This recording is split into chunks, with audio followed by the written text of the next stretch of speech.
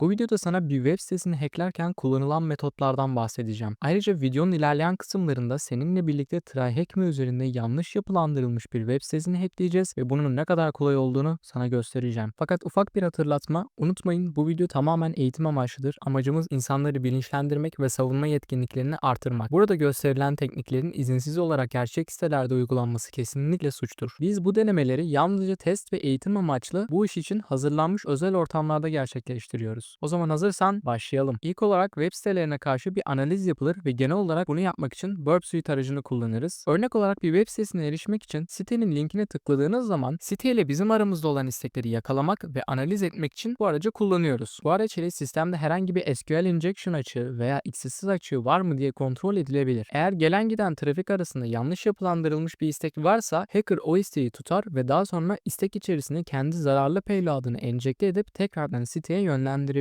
Tabii ki Burp Suite ile sadece analiz değil, brute force gibi saldırı vektörlerini de kullanabilirsiniz. Daha sonra ise Nmap gibi araçlar kullanarak sistemi keşfetmek gerçekten önemli. Hangi sistemlerin çalıştığını veya bunların versiyonlarını öğrenmek cidden size fayda sağlar. Bir web sitesi sisteminde eski ve güvenlik açığı olan bir servis çalışıyorsa, mesela FTP gibi, o zaman bunun için zahmete bile girmeye gerek kalmadan ExploitDB gibi sitelerden hazır exploitlar kullanarak kolay bir şekilde sisteme erişilebilir. Tabii ki 2025 yılında eski bir FTP servisi kullanan bir site yoktur. Yani umarım yoktur. Peki bu hackerlar bu şekilde birçok analiz yaptıktan sonra sitede herhangi bir güvenlik açığı bulamazsa ne oluyor? Pes mi ediyorlar? Tabii ki hayır. Eğer pes etselerdi bizim verilerimiz şu anda ortalıklarda gezmiyor olurdu ama neyse. Bu kısımda sosyal mühendislik devreye giriyor. Bir önceki videoda siber güvenlikte en zayıf halkanın insanlar olduğunu size söylemiştim. Bu durumda belirli oltalama saldırılarıyla kurum içinde bir çalışanın hesabına erişilmeye çalışılabilir. Tabii ki kurum içinde kesinlikle bizim authorization dediğimiz yetkilendirme sistemleri olmalı. Örneğin eğer bir saldırgan kurum çalışanının hesabını ele geçirip sisteme sızarsa saldırganın yapabileceklerini sınırlamak siber savunma açısından oldukça önemli. Bilgi işlemde çalışan bir çalışanın kurumun ana sunucularına doğrudan tam erişimi olması bir felaket senaryosu olurdu. Eğer saldırgan o çalışanı hacklerse buradan ana sunuculara zıplayabilir. Bunun olmaması için kurum içindeki çalışanların yetkilerini bizim least privilege dediğimiz en az ayrıcalık prensibine göre düzenlemek çok önemli. Böylece herhangi bir saldırı durumunda riski minimize etmiş oluyoruz. Evet, biraz basit ve hızlı bir özet oldu fakat şimdilik bilmen gereken bunlar. O zaman hazırsan gel şimdi bir web sitesi nasıl ekleniyor adım adım görelim. Videonun teorik olan kısmını bitirdiğimize göre şimdi pratik kısımdayız. Ben bugün TryHackMe üzerindeki Basic Pen Testing odasından size bir web sitesinin nasıl hacklendiğini göstereceğim. Sizin için ben zaten daha önceden burada bir sunucu kaldırmıştım, gördüğünüz gibi. Bana IP adresini de vermiş. Yapmamız gereken şey öncelikle bir sisteme ping atmak. Bakalım sisteme başarılı bir şekilde bağlı mıyız? Gördüğünüz gibi 3 tane ICMP paketi gönderdim ve herhangi bir paket kaybı yok. Demek ki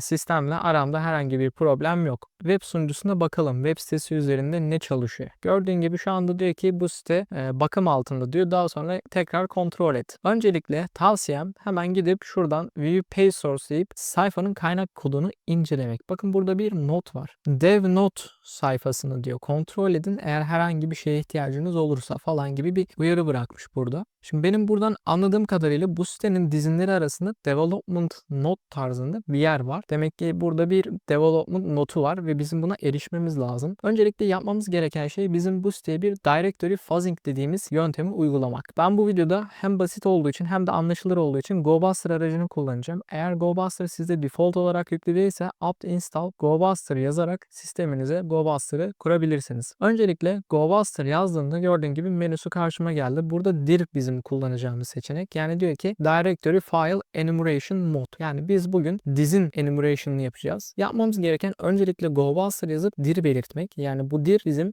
dizin taraması yapacağımız anlamına geliyor. Daha sonra da -u parametresiyle bizim buraya bir hedef sitenin URL'ini belirtmemiz gerekiyor. Hemen HTTP IP adresimi buraya veriyorum. Daha sonrasında ise -w ile bizim buraya bir word list belirtmemiz lazım. Word list olarak da ben default olarak directory list 2.3 medium.txt'yi kullanıyorum. Genelde iş görüyor. Daha sonrasında -use ayarlıyorum fakat ileri seviye CTFL'de bunu yapmanızı pek önermem. Çok basit bir test ortamı olduğu için -use olarak ayarladım. Gördüğünüz gibi şu anda development diye bir dizim buldu. Status kodu 301 ve burada da URL'i bizimle paylaşmış. Demek ki sitenin yorum satırlarında bahsettiği development kısmı buymuş. Bunu alıyorum. Çok basit bir şekilde kopyala diyorum. Hemen gelip site üzerinde direkt URL'in yanına yapıştırıyorum. Bakın gördüğünüz gibi development kısmına geldik. Bakın burada iki tane dosya var. dev.txt ve j.txt. Tamam. Öncelikle biz bir development nota bakalım burada ne yazıyor. Burada SMB has been configured diyor. K demiş buna. Burada bir muhabbet dönmüş. Buradan da şunu çıkarabilirsiniz. Burada bir SMB olayı dönüyor olabilir. Şu c.txt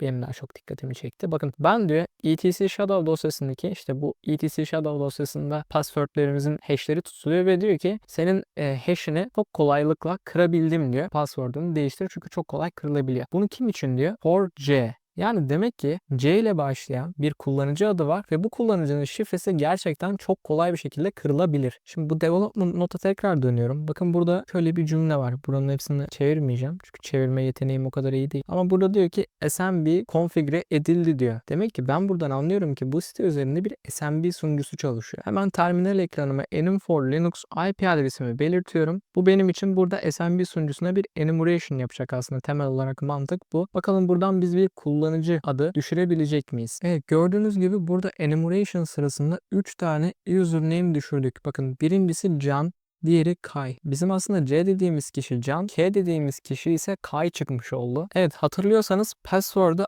acayip basit olan kullanıcı kimdi? Tabii ki de Can'dı. O yüzden hemen geliyorum Hydra -L ile Can'ın kullanıcı adını buraya yazıyorum. -P belirterek rocky.txt diyorum. Burayı hızlı geçeceğim çünkü bir önceki videoda bunun nasıl kullanıldığından bahsetmiştim. Tekrar açıklama yapmayacağım. Hemen buraya hızlıca SSH belirtiyorum ve verboz ediyorum. Biz buraya bir brute force saldırısı başlatmış olduk. Bakalım password'ü ne kadar sürede kırabileceğiz. Gördüğünüz gibi uzun bir bekleyişin ardından 783. denemede şifreyi kırmayı başardık.